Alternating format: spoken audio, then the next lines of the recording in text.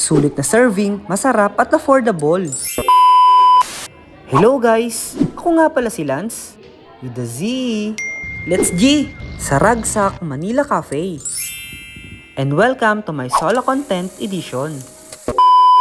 Ngayong gabi guys, ay dito ko nga napiling mag-dinner sa Maceda Street, Sampaloc, Manila. Ang ganda ng interior nila guys, napaka-aesthetic. Marami ka ring food and drinks na pagpipilian. Coffee and non-coffee, craft, and refreshments. At eto nga pala guys, ang in-order ko. Wow!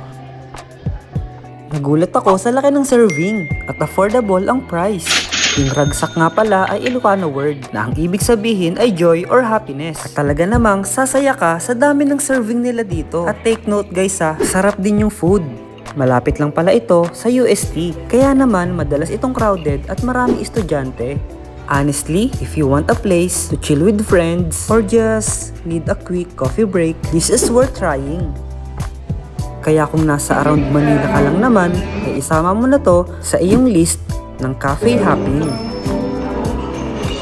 At kung umabot ka sa part na to, palambing naman ng like, follow, and share. Thanks for watching!